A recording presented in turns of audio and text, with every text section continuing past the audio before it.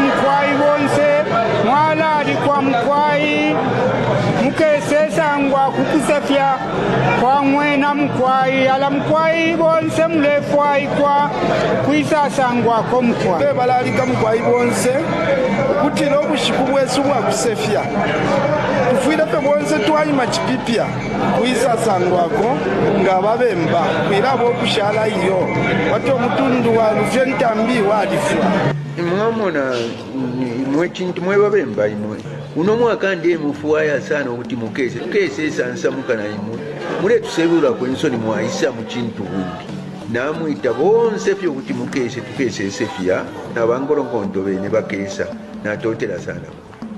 Definitely God allowing and other factors allowing we will be at Ukusefya this year. Welcome to yet another episode of the Rides and Reefs, and I'm one of your hosts, Ronald, and I'm with my colleagues here. I'm Master Chief. And I'm Boyd. Yeah, so that's that. We are your hosts, and we have some interesting topics that we are yet to discuss today. Master Chief, what do we have on the lineup today for discussion? All right, so I think starting on the 8th to the 10th, we're going to have Ukusefya Pangwena, right?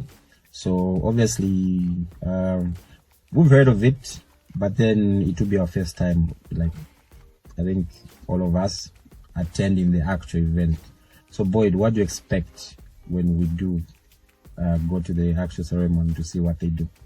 Yeah, as of earlier mentioned, it will be our first time, so our expectations are high.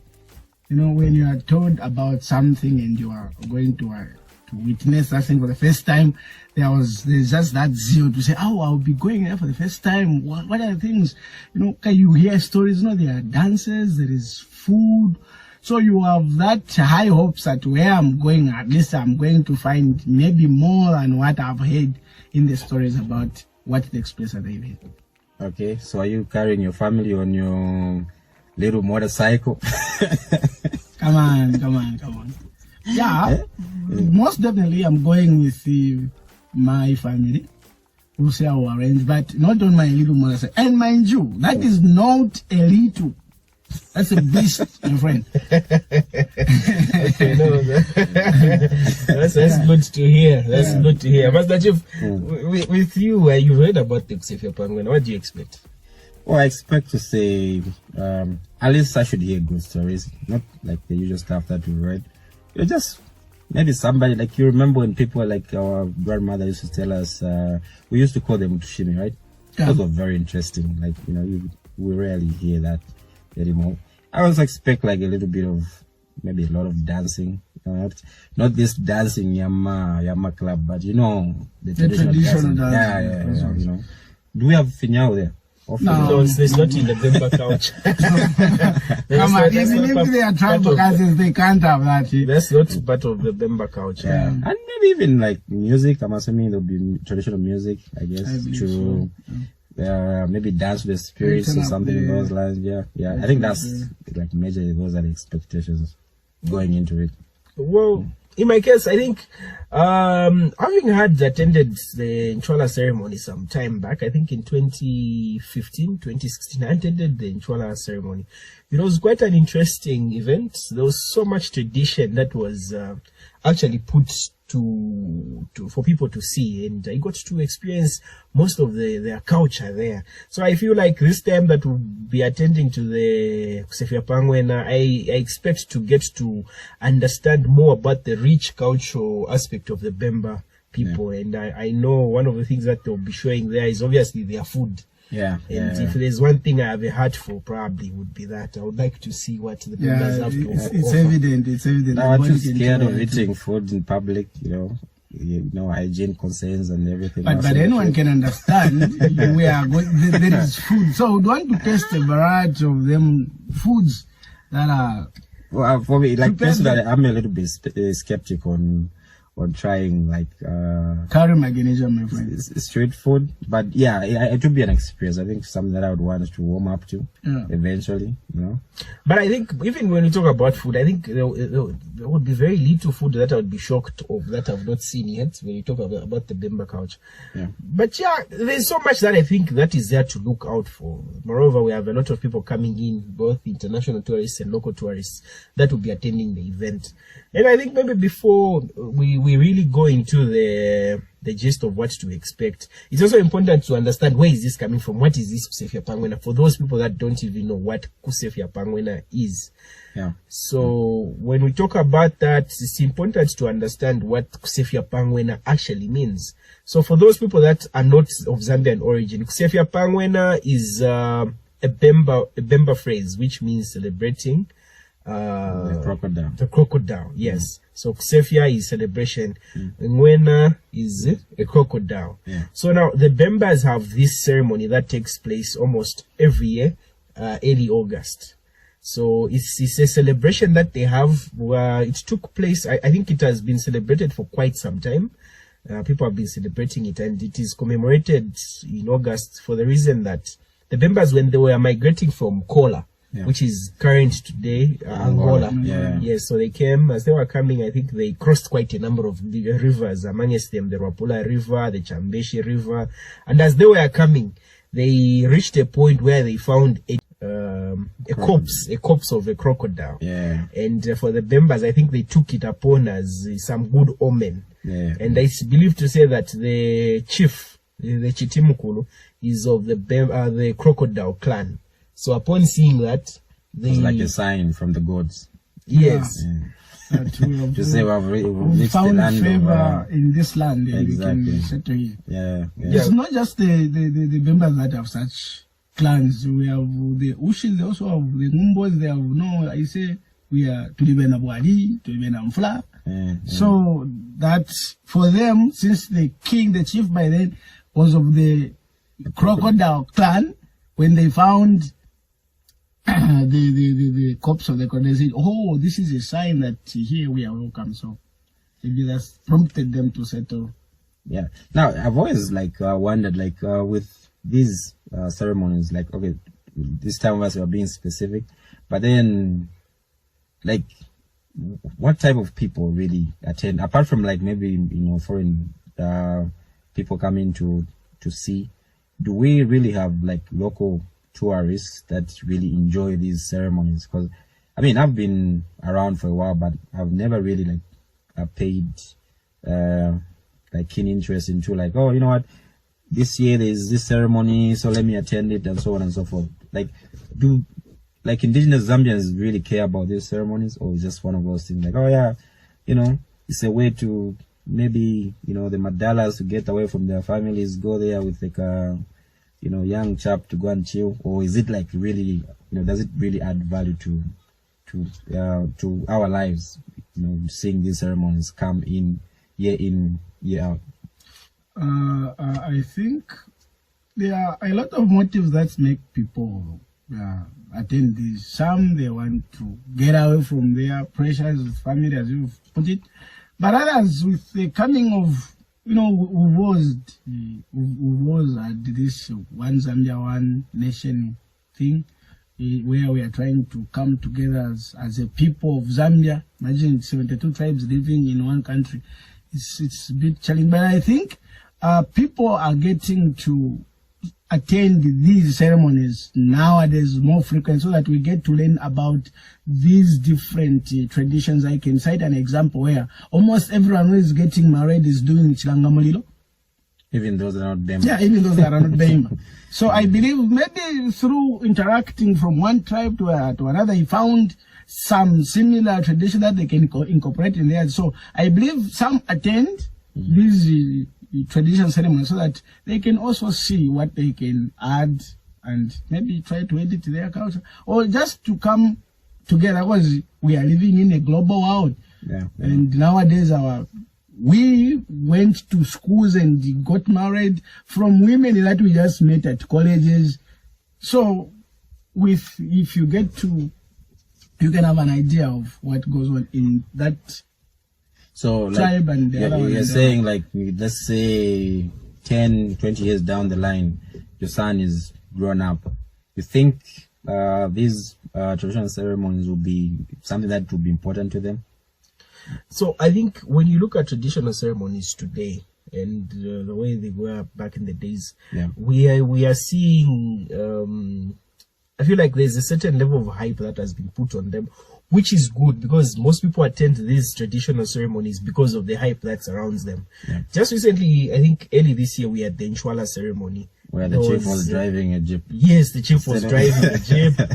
And there was like so much commotion going on. And like, it was like the entire country had shifted to the eastern province. Yeah. You understand? And that is, we saw a lot of social media celebrities there, and that is partially attributed to the rich publicity that was done for that traditional ceremony. Now that gave an opportunity for people to go there. People went there for various reasons, because it is an opportunity that corporates will go there to market their brands there. So people will go there for business. People go there for pleasure. Well, there are also people that in the long run, people also get to learn about the culture that is there. Though the idea shouldn't be to learn about culture by accident, but it should be the main intention. It should be deliberate. Deliberate, yes. But then you find that people get it as a by the way thing, but which is not really a bad thing, because if you look at, let's be real and look at culture generally and how we are living life today. We've really run away from culture, and people barely understand. So now that's where like my question is stemming from, because like from my point of view, what I feel like should happen with these traditional ceremonies, sort of like to echo the sentiment of like moral values, based on like where you come from, because obviously, each tribe, like you've said, there's 72 of us in this country, right? Each one of us has certain values that we sort of like hold dear. Yeah. So in as much as we're trying to mix these values, but I feel like these traditional ceremonies are used more of like an scapegoat for people to do illicit stuff, rather than actually learn from, the intended purpose of the ceremony, which is like teaching the background and everything else in between. So we're talking about the purpose of these traditional ceremonies. Amongst them is promotion of peace. So when you look at the Ukusefya Pangwena, for instance, we're expected to see a lot of traditional leaders from various parts of the country, and Zambia being a very diverse country in terms of culture, in terms of languages and what. So we have people that are not just members coming here to celebrate this celebration with us on the Northern Bloc. And not just that, it is a good thing. Yeah, most definitely. Because before maybe you come in, the other thing that we need to note is that amongst the notable people that will be in attendance, we have most likely the president will be there, and also have the chiefs. Other traditional leaders, like maybe possibly the Litunga, Mpedzeni, if possible the Mukuni, and so many other traditional leaders. Yeah. I think the one of the most important purposes that these ceremonies do serve is the promotion of peace and unity. In a country, as my friend has already put it, where we have more than 70 tribes, and you see them come together, dance. It's I think a month ago when we saw Chief Mukuni beating drums for Paramount Chief Pezeni. Yeah. So you see that, and when the Tongas and the Easterners meet, they'll be like, your chief beat drums for our chief, and they dance. So there will be that unity among the tribes. So if you have the members go to the losses go to the Kaondes go to the northern part, where you have Chifu Mununga, the Paramount Chief Mwatagazembe. So there will be that all together, coming together, meeting and celebrating together. So unity is. I think additionally, maybe when you talk of culture, because the Bemba Bemba people have a way in which they promote their culture. Let's talk of the dress code. I think some of the things that are re-echoed during some of these celebrations, there will be older women there, there will be younger women there. So obviously it even gives an opportunity to older women to actually pass down the knowledge they have about dress codes. The value of the chitenge, for instance, might be emphasized. So I think when you talk of morals, I think it also helps to bring up those things in the younger generation. Now, like with the same traditional ceremonies, since we have like a lot of stories to tell, dances, do we see our artists sort of like embrace that culture, kind of like, tap into those stories to tell like these stories in a more modern way? Like, say for instance, these current artists that we have, do we have anybody that you can point at and say, okay, I think in Mboshako, it teaches a little bit about this part of our tradition, or that part of that tradition, and so on and so forth? Do we have those that tap into that caliber of these traditional ceremonies? So I think when you look at traditional ceremonies, they represent the Bemba culture, right? Yeah. And usually when you talk about culture has a lot of elements that make up culture. So even when you talk about the Bembas, there is music that is obviously related to the Bemba people, the kind of drums that the Bembas beat, and the kind of drums that you find on the eastern provinces are quite different. So you find that part I understand, but I'm trying to sort of like, with the modern touch that we have, so like, let's say you tap into the stories from the traditional ceremonies, right? And say interpret them. Let's say Your Maps does a song, but the song has like modern elements in terms of production and beats. But if you listen behind, the story, you can tell to say, okay, this is, I think, more of, a story of this part of Zambia, or like our music is just for fun, entertainment. Well, when you talk about that, I think when you talk about that with the Bembas, I think I've not heard of anything like that. But when you talk about it from the eastern province, we have had the Sakala brothers and Angela Nyerenda coming up with almost an album. They had some music dedicated just to the chief. And then how long ago was that? Is it just in the previous Nchwala ceremony? Oh, there's some music they had put out. Okay, they already have some songs that they have that just played during the Nchwala ceremony, but just in the past album, past celebration, there is some music. It's actually out there. I think I saw some music on Boomplay. They released, it should have been like a compilation of like 4 or 5 songs.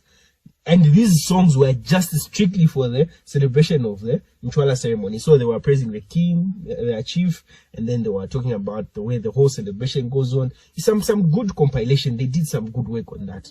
It's just that with the Bembas, I don't think if I know of any right now. That does that, eh? Yes, but they with the eastern part, I think we've seen that. But again, if you come to think of it, it would be a good thing where we have people that just sing, not because of, maybe because of the event is taking place, but just somebody produces a song talking about a certain culture in that particular language of that ceremony.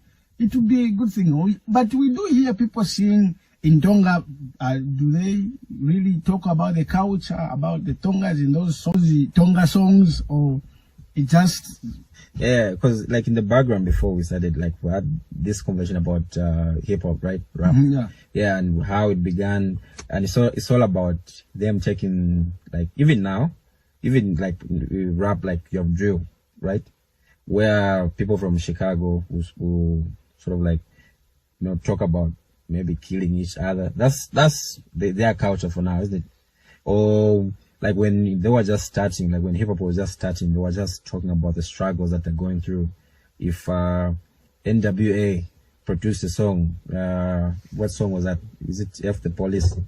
It was about them sort of like showing the frustration towards like how the police were treating black people.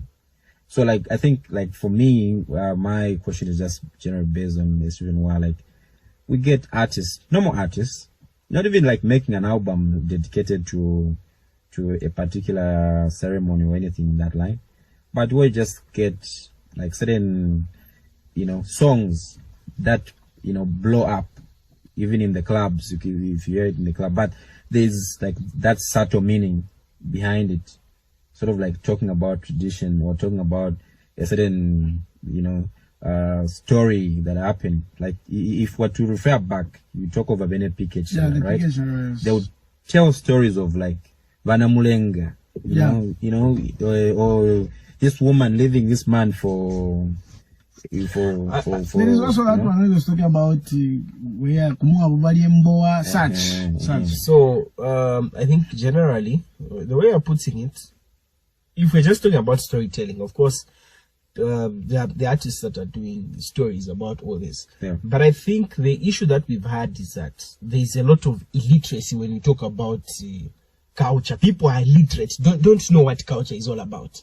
Yeah. So it's an issue where we need to bring culture, especially to those of us that are still young, those of us that are young adults, those of us that are now having children, because some of us barely know what this culture is all about. And in most cases, you find this is why it's even difficult to celebrate these traditional ceremonies, because we do not know what these traditional ceremonies really stand for. Yeah. So if we knew what these traditional ceremonies stand for, it's easy for me to even go out in the marketplace and talk about my traditional ceremony because I know what it is. You understand? Yeah. So if you don't know what it is, how are you going to talk about it? Look at the Sakala brothers. I think if you look at them from the onset of their music, there has always been this Ngoni touch about them. Their dress codes, their music, they always have these traditional drums in their music. And even when they deliver their music, it is always cautious, and there's just that element in it. So would you say then, like the Sakala brothers, like have they passed on the torch? Or it's a thing where like whatever they created and what they've been doing will most likely end with them? Is there anybody else who has picked up from where they left? So, I can also tell the Ngoni stories, but in my own version, but they're still the same stories that they're telling. Passing on the torch, I'm not sure, because I've not heard anyone from that camp doing anything in that line. Yeah. And not even just from that camp, or just anyone younger that is doing it. Yeah. It's only them from their age group. So this is why I'm saying that I think as young people, let's be invested in some of these things, because you can imagine this generation, this old generation is almost dying out. Yeah. So does it mean that when they die out, then the culture dies with them? Precisely. Because even with the Sakala brothers, right? They like even if they release an album today, they have an audience. And their audience is obviously has grown up with them.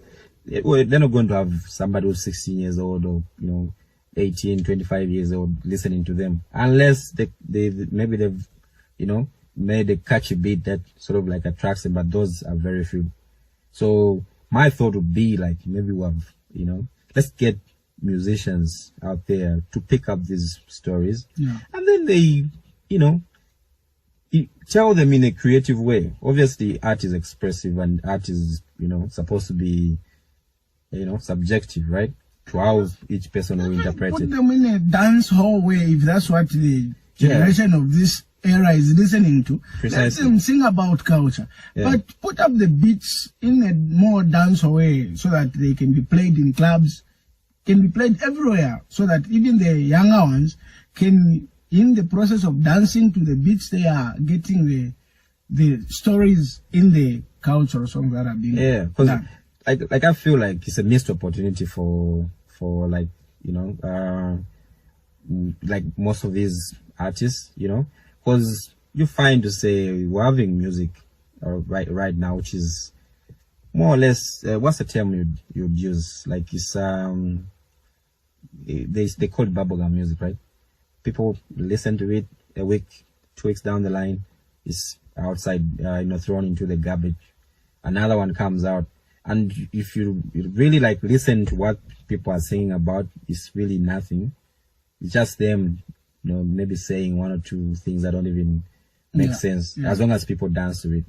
But then, just to pick up from what my friend has said, if you listen most carefully, if people want to hear songs that have stories in them, they go back to the old songs. They'll start playing the Chibesakundas, the Piquet Chalas, the Pongozis. So if these artists that are making music now are releasing songs, producing songs that do not have message in them, what would this generation will be listening to when this phase passes? Because most definitely we listen to the music from the PK Sharas, from the Danis, so I think, because there's that message. But now if the songs, as he had put it, after a week the numbers rise and they drop and you stop listening, that goes back to garbage. Most definitely they will not go anywhere. We should also look at the fact that these musicians also need to feed as they produce their music.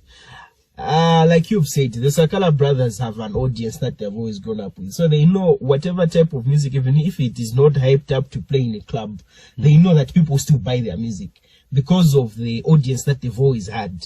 Yeah. But now an upcoming artist, let's imagine an upcoming artist. Talk about people like Blood Kid. Yeah. How easy is it for Blood Kid to put out a full cautious song and it will hit the club and he will make it? What are the probabilities of that happening? So I think it also goes back to the audience.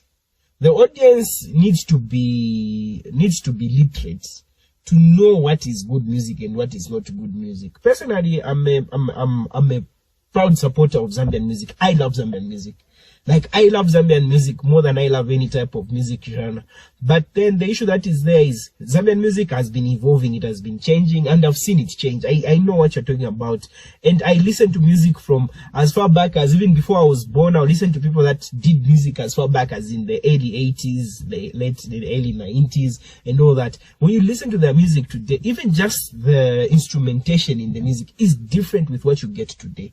We have artists that are quite right working on music, and they're putting in quite a lot of effort. You understand? Yeah. We can talk about people like maybe James Sakala. Yeah. Today, James Sakala is doing some amazing work. So much that when he does a bit of this music, you can tell that it's the type of music that you would listen to even years later. Okay. Mumbayachi is also trying to do that. Well, of course, he has his own type of thing that he does, his folk music. Yeah, but Mumbai is not Zambian, so I'm assuming he's tapping from his Congolese. Even if he's not Zambian, that guy is rooted in Zambia, and most of his music is even done in our local language. You understand? Yeah. So he's more of a Zambian artist than he is Congolese. Because if you go in his catalog, look for his music done in foreign language, you find that his very little music is done in foreign language.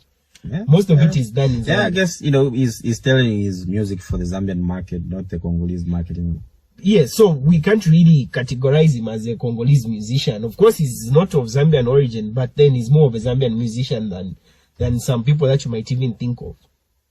Yeah. Anyway, I feel like the music part probably we might need to get another episode where just maybe compare the old to like maybe one of like the new songs that are out there and see what really has changed. But feel free to let us know in the comment section what you think on that. Do we have artists that will be coming to our purported event up front of it? So far, there's nothing verified yet. It's just assumptions. People might just assume to see. Obviously, a lot of artists will obviously be in the province, probably in the first week of August, because we expect quite a number of people coming into Kasama and celebrating. And even the good part is that the airport is now fully functional. We have flights that are coming into Kasama. So with that also, I'm sure it will help in the increase in terms of traffic of people that will be coming to Kasama for the supposed traditional ceremony. Okay. Anyway, we look forward to seeing, everybody at the ceremony. Hopefully, we run into one or two people there, It'd be nice to talk to someone prominent and just find out what they've come to do and how, if at all they've enjoyed the ceremony, I feel like that would be interesting to see. Yeah. Yep. So yeah, that's that. I think for this week, for this episode, I think that's what we had for you. We hope to see you there, and don't forget to share, comment, tell us what you think about this episode. Tell us what you think about this segment. If there are any suggestions that you have, please put them down in the comment box. And those on YouTube, please subscribe to the channel and share the link with other people so that they can get to watch what we have for you. Yeah, a sub to the channel will be ceremonies. Yeah. Remember, our ceremony is from 8th of August to the 10th of August. See you there. See you.